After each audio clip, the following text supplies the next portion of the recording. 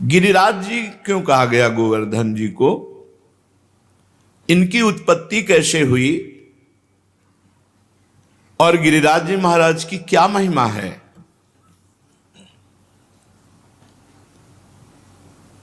श्री नंद बाबा ने गर्गाचार्य जी को प्रेरित किया महिमा वर्णन करने के लिए। उपनंद आदि बड़े बड़े महापुरुष ये सब बैठ करके गिरिराज महाराज की महिमा सुन रहे हैं। साक्षात परिपूर्णतम भगवान श्री कृष्णचंद्र जो असंख्य ब्रह्मांडों के अधिपति हैं, कर्तुम अकर्तुम अन्यथा कर्तुम सर्व समर्थ हैं।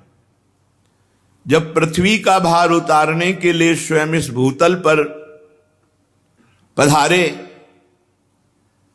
तो उन जनार्दन ने अपनी प्राण प्रिय प्राण वल्लभा अपनी उपास्य श्री राधा किशोरी से कहा, प्रिय तुम्हें हमारे साथ भूतल में हमारे लिए चलना होगा नवनिवृत्त निकुंज से। किशोरी जी ने कहा, प्राणनाथ आप चलने की बात कैसे सोच सकते हैं? जहां वृंदावन नहीं, जहां यमुना सखी नहीं, जहां गिरिराज गोवर्धन नहीं, वहां मेरा पदार्पण हो ही नहीं सकता। भूतल पर अगर हमारी सखी यमुना जी नहीं, गिरिराज गोवर्धन नहीं, तो प्राणनाथ जहां वृंदावन नहीं वहां राधा किशोरी नहीं जा सकती। श्री लाडली जी की बात सुनकर हरिजू ने मुस्कुरा दिया और कहा, हमने पहले से व्यवस्था की है। मृत्युलोक में, भारत भूमि में, माथुर मंडल में अपने को ही 84 कोस भूमि में मैंने विस्तार किया है। ये 84 कोस भूमि श्री कृष्ण स्वरूप है। उस 84 कोस भूमि में आपके विलास के लिए, आपकी सेवा के लिए जो जो चाहिए वो हमें पहले से पता है। यमुना जी, गोवर्धन और संपूर्ण आपके सुख के लिए वृंदावन की शोभा भूतल पर उतरेगी। नंद बाबा ने पूछा, क्या पहले से गिरिराज जी महाराज ब्रजभूमि में प्रकट हो गए? तो कहा, नहीं, इस शालमली द्वीप के भीतर द्रोणाचल के गर्भ में उत्पन्न हुए थे। जो द्रोणागिरी है उनके पुत्र हैं गोवर्धन जी महाराज, वहां प्रकाशित हुए थे। जब गिरिराज जी महाराज प्रकट हुए थे तो समस्त देवताओं ने पुष्प वर्षा करके गिरिराज जी महाराज का अभिनंदन वंदन किया शालमली द्वीप द्रोणागिरी पर। हिमालय आदि पर्वतों ने, सुमेरु आदि पर्वतों ने आकर के गिरिराज जी का पूजन किया, प्रणाम किया, परिक्रमा की। और विधिवत पूजन करने के बाद समस्त पर्वतों ने हाथ जोड़कर गोवर्धन जी की स्तुति प्रारंभ की। त्वं साक्षात् कृष्णचंदस्य परिपूर्णतमस्य च गोलोके गोगणैर्युक्ते गोपी गोपाल संयुते त्वं हि गोवर्धनो नाम वृंदारण्ये विराजसे त्वन्नो गिरीणां सर्वेषां गिरिराजोऽसि साम्प्रतं नमो वृंदावनांकाय तुभ्यं गोलोकमौलिने पूर्ण ब्रह्म तपत्राय नमो गोवर्धनाय च। समस्त सुमेर, हिमालय आदि बड़े बड़े पर्वतों ने गिरिराज महाराज की स्तुति की। हे गिरिराज, तुम साक्षात परिपूर्णतम भगवान श्री कृष्ण का स्वरूप हो। भगवान श्री कृष्ण की प्राण प्यारी गौओं का समुदाय, गोपाल, गोप सुंदरी गोपियों का समुदाय, ये सब आपकी तलहटी में आनंद प्राप्त करेगा। तुम्हारा नाम गोवर्धन है, तुम वृंदावन में नित्य विराजोगे। इस समय हम समस्त पर्वतराज आपको गिरिराज पदवी प्रदान करते हैं। द्रोणागिरी की गोद में प्रकट हुए गोवर्धन महाराज को गिरिराज पदवी प्रदान की समस्त विश्व के महान महान पर्वतों ने। वृंदावन सच्चिदानंदमय है, गोवर्धन भगवान द्रोणागिरी में विराजमान है। समस्त देवता गिरिराज सुमेरु आदि स्तुति करके गोवर्धन जी महाराज को प्रणाम करके परिक्रमा करके सब अपने अपने स्थान को गए। उसी समय महिमा सुन करके कि द्रोणागिरी पे गोवर्धन जी महाराज प्रकट हुए हैं, बड़े ही तप के धनी पुलस्त ऋषि कौतुकवश दर्शन करने के लिए गिरिराज जी द्रोणागिरी पर पहुंचे। देखा द्रोणाचल की गोद में गौर श्याम वर्ण, गिरिराज जी के शिलाओं में आभा प्रकट होती गौर श्याम। एकाग्रता पूर्वक जब गिरिराज जी की परिक्रमा करो, दूर से देखो तो कुछ शिला में गौर रंग, कुछ शिला में श्याम रंग आपको दिखाई देगा।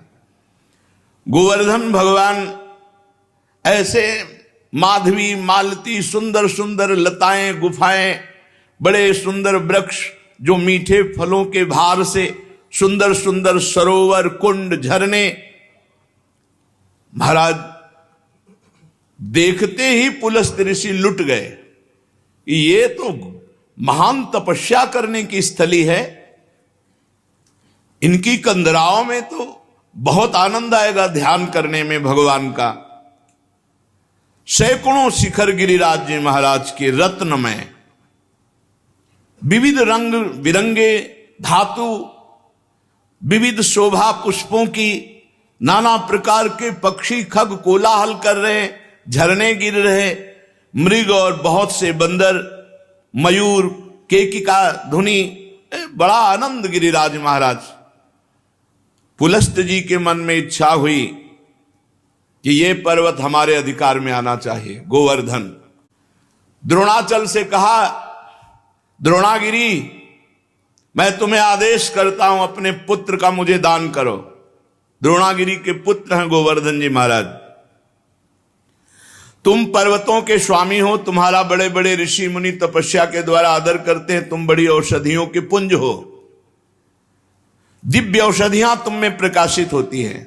जब लक्ष्मण जी को वीर घातनी शक्ति मेघनाथ ने मारी थी तो यहीं से औषधि, तो हनुमान जी महाराज को लगा कि कौन सी औषधि है, क्योंकि उन्होंने बताया प्रज्वलित तेजोमयी, तो कालने में ने साफ प्रज्वलित तेजोमय कर दी थी कि हनुमान जी भ्रम में पड़ जाए। लेकिन बुद्धिमान अग्रगण्यम बलवताम वरिष्ठम, पूरा द्रोणागिरी उखाड़ लिया, जो मन आवे सो छांट लो औषधि। तुम औषधियों से संपन्न हो। मैं काशी में गिरिराज जी को विराजमान करूंगा, क्योंकि मैं काशी वास करने वाला हूं, और मैं याचना ही नहीं कर रहा, आदेश दे रहा हूं। अगर ना तो साप, मेरा कोई प्रयोजन नहीं है, मैं तपस्या करूंगा गोवर्धन की शोभा देख करके, ऐसा मेरे मन में आया। भगवान विश्वेश्वर की महानगरी परम पवित्र मोक्ष प्रदायिनी काशी में जाकर गिरिराज गोवर्धन को विराजमान करेंगे। जहां पार्श्व में गंगा नदी बह रही, विश्वेश्वर विश्वनाथ भगवान विराजमान है, वहीं गोवर्धन को विराजमान करेंगे। आज तक ऐसा यश प्राप्त नहीं होगा जैसा गोवर्धन को यश प्राप्त होगा काशी में। मैं गोवर्धन के ऊपर ऐसी तपस्या करूंगा कि त्रिभुवन गोवर्धन की वंदना करेगा, और मेरी यह अभिलाषा तुम्हें पूर्ण करनी होगी। पुलस्त जी की बात सुनकर के सदैव प्रकट हुए द्रोणागिरी और रोने लगे। द्रोणागिरी ने कहा, पुत्र स्नेह विह्वल, मेरे आंसुओं को तुम देख रहे हो तो आप अपनी तपस्या की बात सोच रहे हो। जब से गोवर्धन जी आए तब से मैं महान आनंद से हूं, मेरा आनंद क्यों छीनोगे। पुलस्त जी ने कहा, आप शोक मत करो, आपका यश होगा। द्रोणाचल बोले, महामुनि मैं पुत्र स्नेह से व्याकुल हूं, मुझे पुत्र अत्यंत प्रिय है, तथापि मैं आपकी आज्ञा का भी उल्लंघन नहीं कर सकता, क्योंकि जानता हूं आप एक क्षण में साप देकर मुझे भस्म कर सकते हैं। द्रोणागिरी गिरिराज जी को अपने अंक में भर के कहा, पुत्र कुछ भगवान और रचे हैं, इनकी सोच अलग है लेकिन कुछ भगवान और रचे हैं। भगवान का संकेत मानकर मैं तुम्हें इनको दान करता हूं। भारतवर्ष बड़ा पवित्र देश, धर्ममय देश है, जहां केवल भारतवर्ष में धर्म, अर्थ और काम मोक्ष की आराधना होती है। निष्काम कर्म के द्वारा, ज्ञान योग के द्वारा तत्वबोध या प्रेम केवल भारतवर्ष में। मैं तुम्हें प्रदान करता हूं पुलस्त ऋषि को। गोवर्धन जी ने महान ऋषि पुलस्त जी से कहा, थोड़ा आप हमारा परिचय भी तो जान लें। 8 योजन लंबा, 8 चौको 32 कोश, 2 योजन ऊंचा, 8 कोश ऊंचा, 5 योजन चौड़ा, 20 कोश, 5 चौको 20। ऐसे थे गिरिराज जी जब यहां आए थे। साफ हो गया महाराज का आगे तो रोज तिल तिल घट रहे हैं। ऐसी दशा में आप देख पाओगे कि मुझे ले जाकर काशी में विराजमान कर दो। पुलस्त जी ने कहा, बेटा मैं पुलस्त हूं, अगर संकल्प करूं तो पूरे भूमंडल को उठा के चल सकता हूं। मेरे हाथ पर केवल तुम बैठ जाना, मैं काशी में ही छोड़ूंगा तुम्हें। गोवर्धन ने कहा, फिर एक बार क्या बोल गए आप, सोच लो। एक बार हाथ में आ गया, उतार दिया तो फिर तुम्हारी सामर्थ्य नहीं होगी कि आप मुझे हिला भी सको। मेरी प्रतिज्ञा और आपकी प्रतिज्ञा एक। आपने कहा मैं यहां से उठाऊंगा और काशी में रखूंगा, और मैं कह रहा हूं अगर बीच में रख दिया तो मैं आपके यहां उठाए फिर नहीं उठूंगा। पुलस्त जी ने बात तय कर ली। शाल्मली द्वीप से लेकर कितने बड़े महान तपस्वी भारतवर्ष के कौशल देश के रास्ते में लिए हुए गिरिराज जी को आ रहे हैं। पर्वत द्रोणागिरी विकल हो गए। गोवर्धन जी ने द्रोणागिरी को प्रणाम किया और कहा, सदैव आपके साथ हमारा नाम, हमारे साथ आपका नाम जुड़ा रहेगा। आंसुओं से अभिषिक्त होकर द्रोणागिरी ने गिरिराज महाराज को विदा किया। दाहिने हाथ पर पुलस्त ऋषि ने उठा लिया और बड़ी तीव्र गति से चले।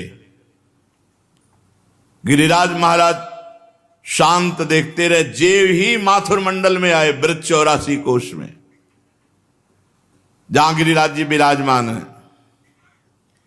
गिरिराज जी अपना भार भी बढ़ा लिया और विचार किया, ये मेरी लीला स्थली है मेरे प्रभु की, मैं यहां से एक कदम बाहर नहीं जाऊंगा। यहां भगवान श्री कृष्ण श्री किशोरी जी के साथ, ब्रजगोपियों के साथ, ग्वाल वालों के साथ यहां दिव्य लीला करेंगे, उसका मुझे आनंद मिलेगा। कैशोर लीला, बाल लीला, सब लीलाओं का आनंद मुझे मिलेगा। इतना ही नहीं, मेरे ऊपर दान लीला, मान लीला, ये सब प्रभु करेंगे। मैं एक कदम यहां से नहीं जाऊंगा ब्रजभूमि से। जहां किशोरी जी के साथ प्रभु अपने चरणों से विहरण करेंगे, वहां छोड़कर मैं अब कहां जाऊं। गिरिराज गोवर्धन इतने भारी पड़ गए कि मुनि का हाथ ऐसा लगा कि टूट जाएगा, और साथ में बड़ी जोर की लघुशंका लगी। गिरिराज महाराज की लीला, भार तो तपबल से रोक रहे थे, लेकिन लघुशंका तपबल से कहां तक रोके। वो बात थी कि अगर रख दिया तो भी तुम्हारी ताकत नहीं कि उठा सको। इतनी लघुशंका लगी कि वो बात भूल गए और भार से हाथ पीड़ित। तो गिरिराज महाराज जहां विराजमान है यहीं विराजमान किया, लघुशंका किया, आचमन किया, पवित्र हुए और गोवर्धन से गाओ, कर कमल में विराजमान हो। बोले खत्म खेल, हमारी और आपकी प्रतिज्ञा थी कि आप रख दोगे, उठा नहीं पाओगे। तो उनका तुम्हारे आने से मैं अभी उठाकर तुम्हें ले चलता हूं। पुलस्त ऋषि ने अपना सारा तेज तप बल सब लगा दिया, गिरिराज महाराज टस से मस नहीं हुए। मुनि ने कहा दैन्यता पूर्वक, गिरिराज तुम मेरी शक्ति का उपहास मत करो, मुझे अभी क्रोध तुम पर नहीं आ रहा है। मैं बहुत प्यार से तुम्हें द्रोणागिरी से सालमली द्वीप से लाया हूं काशी ले जाने के लिए, तुम मेरी भावना में बाधा मत पहुंचाओ। गिरिश्रेष्ठ चलो, भार अधिक मत बढ़ाओ, मैं जान गया हूं कि तुम रूठ रहे हो, लेकिन शीघ्र तुम्हारा सम्मान काशी में होगा। गोवर्धन जी ने कहा मेरा दोष नहीं है, आपने कोई मुझे यहां स्थापित नहीं किया है कि आप हमको लाके यहां से स्थापित किया। हमारी प्रतिज्ञा थी धरना मत बीच में, क्यों रख दिया बीच में? कोई लघु शंका, इसके हम जिम्मेवार थोड़ी है। अब मैं यहां से एक कदम भी नहीं जाऊंगा, तुम्हारी ताकत नहीं कि यहां से ले जाओ। अब तो पुलस्त मुनि की सारी इंद्रियां क्रोध से व्याकुल हो गईं और ओंठ फड़कने लगे। उन्होंने कहा तुम हमारा सारा उद्यम व्यर्थ कर दिया है द्रोण पुत्र गोवर्धन, मैं तुम्हें शाप देता हूं कि आज के बाद तुम तिल तिल रोज घटोगे।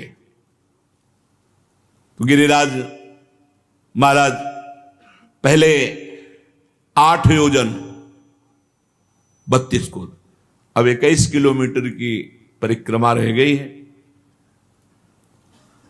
कितने ऊंचे? 2 योजन 8 कोस ऊंचे, 5 योजन चौड़े, बहुत देखो तिल तिल रह गए। भजन कर लो, कलयुग और आगे बढ़ेगा तब गंगा और गिरिराज अंतर ध्यान हो जाए। जब तक गंगा और गिरिराज हैं कलयुग का तांडव नहीं हो सकता, पर रोज एक एक तिल गिरिराज जी क्षीण हो रहे हैं। शाप दे दिया, तिल तिल भर तुम रोज क्षीण हो गए।